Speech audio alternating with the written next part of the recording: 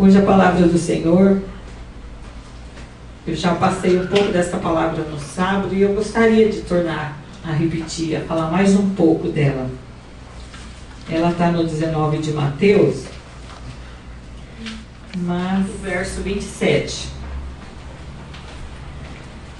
Do verso 27, a parte B do versículo, que diz assim: eis que nós deixamos tudo e te seguimos, que receberemos? A palavra de Deus, a mensagem que eu vou passar aqui, é a recompensa de quem deixa tudo para seguir Jesus. Que recompensa vamos ter?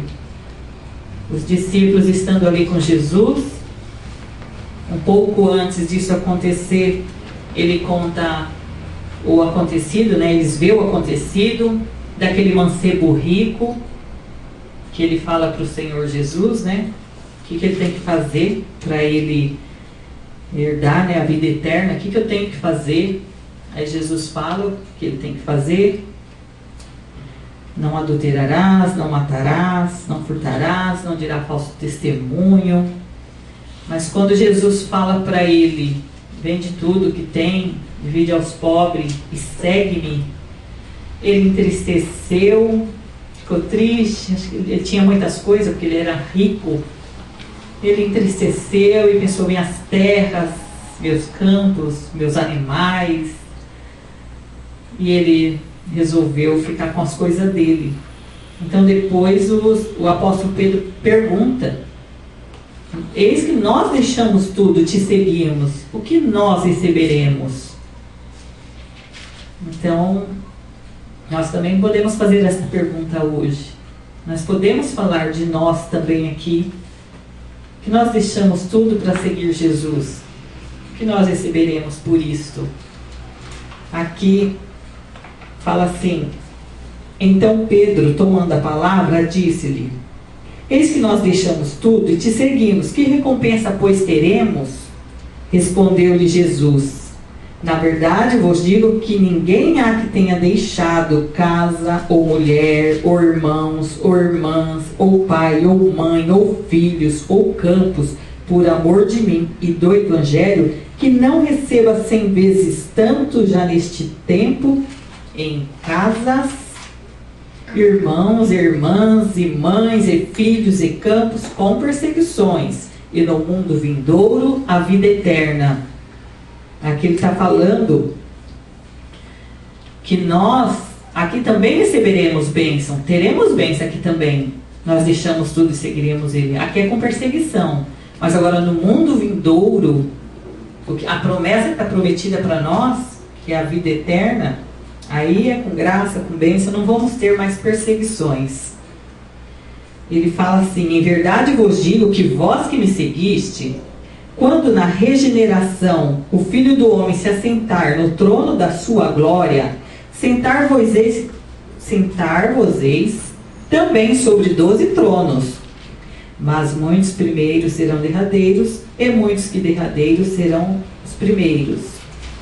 Então aqui Jesus dá uma explicação para eles, para os apóstolos, o que eles vão receber. Antes de eu falar aqui um pouco da regeneração, se nós somos lá em Marcos, quando está falando da vocação dos primeiros apóstolos, eu achei interessante algo, quando Jesus faz essa escolha, quando os evangelhos relatam sobre essa chamada que Jesus vai passando e vai chamando eles. Aí se você parar para pensar, Jesus vai andando, aponta um e chama. Eles deixou tudo mesmo, eles deixam o que eles estavam fazendo naquele momento e eles vão seguindo Jesus. Não tem alguma história aqui que fala que eles falaram: não, espera aí que primeiro eu vou lá na minha casa, ou primeiro eu vou vender alguma coisa, ou primeiro eu vou avisar lá meu parente, primeiro... Eu achei interessante que aqui em Marcos, no capítulo 1, no verso 17, já fala assim, e Jesus lhe disse: vinde após mim, e eu farei que sejais pescadores de homens. E deixando logo as suas redes, o seguiram. E passando ali, Um pouco mais adiante, viu Tiago, filho de Zebedeu, e João, seu irmão, que estavam no barco consertando as redes. E logo os chamou. E eles, deixando o seu pai, Zebedeu, no barco com os jornaleiros, foram após eles.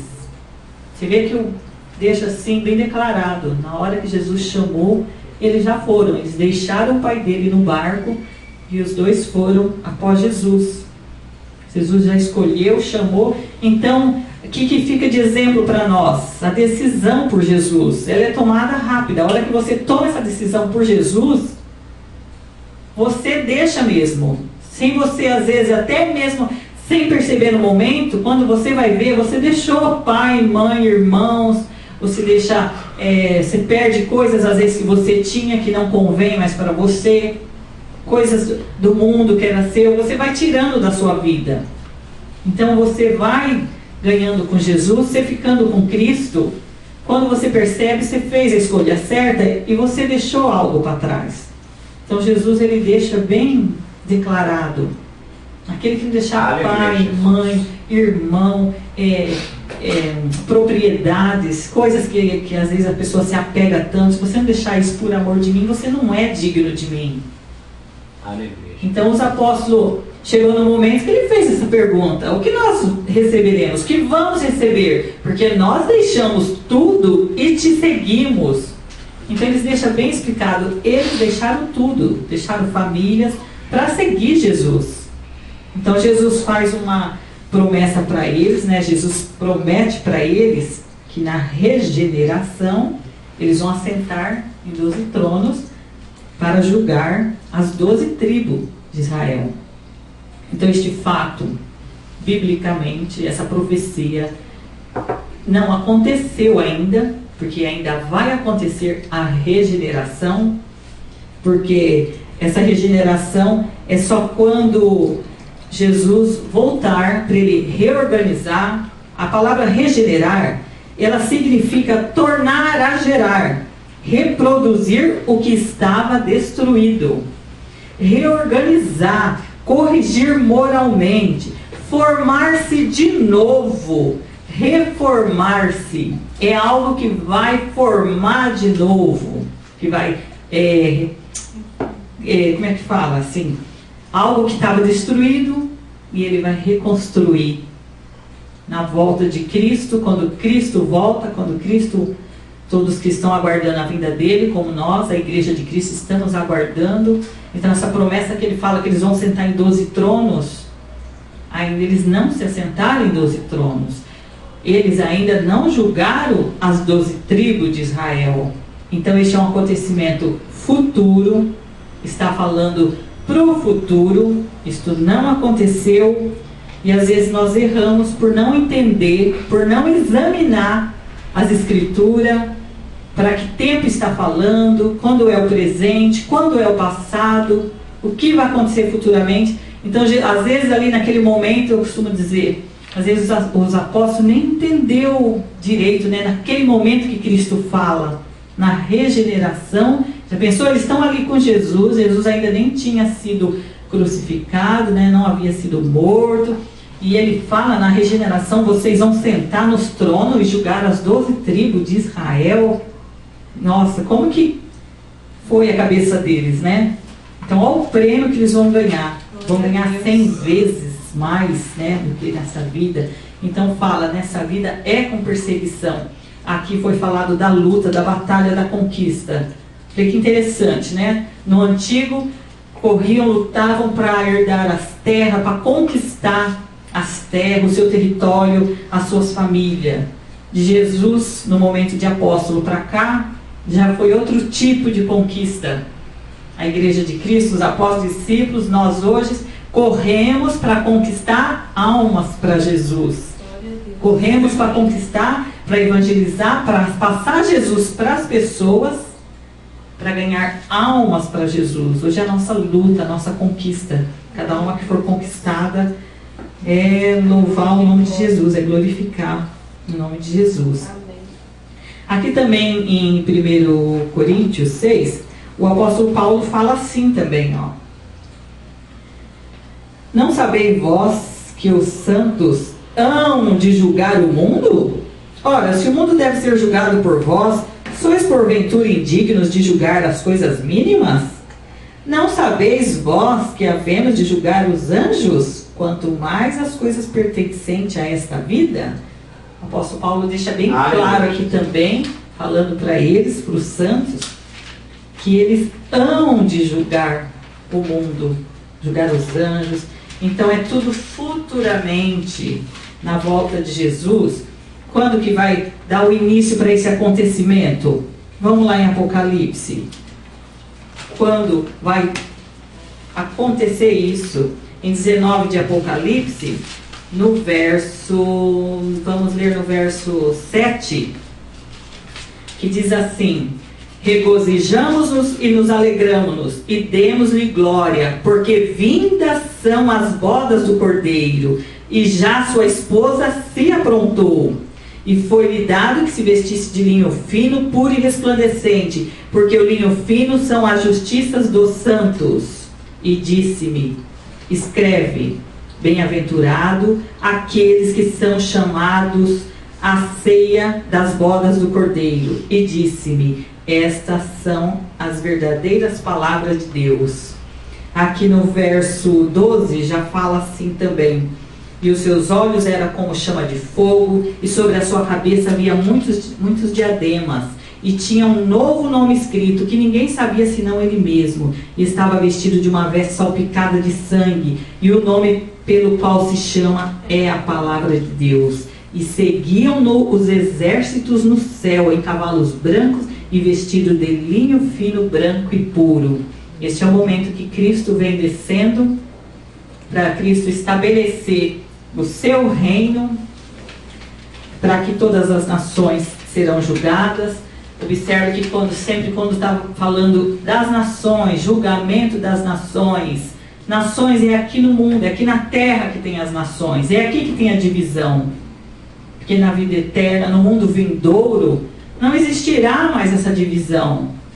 Então, enquanto está falando das nações, divisões, terra, mundo, as coisas se resolvem aqui.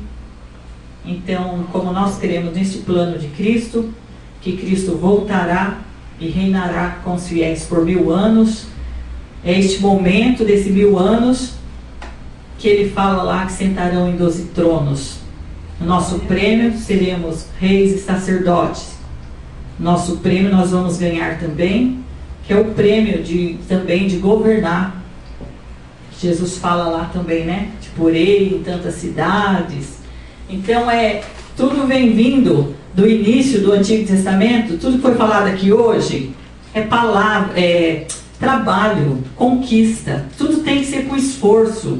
É igual falou, não é de mão beijada as coisas não. Se nós não nos esforçar, não conquistar, não orar, não buscar, a gente vai ficar esperando. O pão divino cai do céu de graça para nós. Eu estava pensando aqui, desde o momento que começou o culto, o pão divino veio caindo. Nós recebemos o pão divino de graça. Jesus não cobra nada.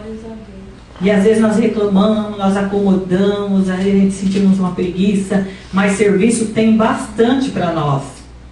Então vamos trabalhar aqui para nós conquistar o nosso prêmio na vida vindoura, nesse reino, para nós conquistar e nós ser merecedor de ganhar o prêmio de reis e sacerdotes. Aleluia. Temos que esforçar bastante para ganhar esse prêmio. Então, irmãos, aleluia, é isso que o Espírito Santo ministrou hoje em meu coração. Às vezes nós podemos pensar, mas Senhor, o que nós temos que deixar?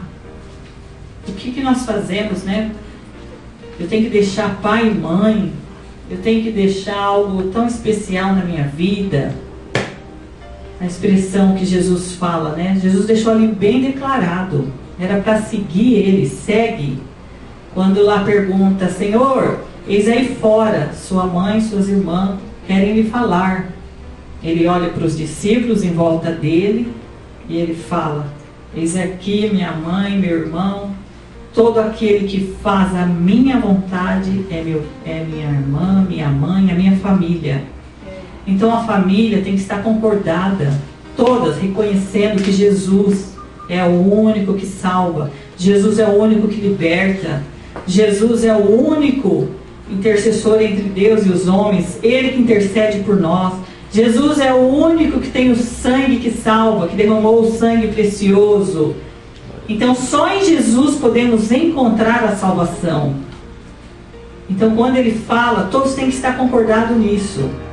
Então se alguém não está de acordo com esta palavra, e nós tivemos que escolher entre isto e entre seguir Jesus, entre algo contrário com a verdade, nós escolhemos ficar com a verdade. Nós tomamos a nossa decisão por Jesus. Então você que está assistindo, ou que vai assistir esse vídeo, toma a sua decisão por Jesus. Busque na palavra, fale com Jesus, pergunte a Ele, fala para Ele: eis que se eu deixar tudo e te seguir, o que eu vou receber do Senhor? Peça para Ele, converse com Ele, que Ele vai responder. Aqui na palavra Ele já respondeu. Você vai receber nesta vida e 100 vezes tanto na outra vida. Essa promessa que Ele deu para nós, isso que Ele prometeu, é algo muito grande, que a nossa mente carnal, nós não conseguimos assimilar, imaginar, porque é algo muito grandioso. Então se você precisar deixar tudo e seguir Jesus, escolha seguir Jesus, que você vai ser recompensado. Nós estamos sendo recompensados e abençoados. Em nome de Jesus. Só Ele é digno de louvor e glória. Amém, Jesus. Glória a Deus.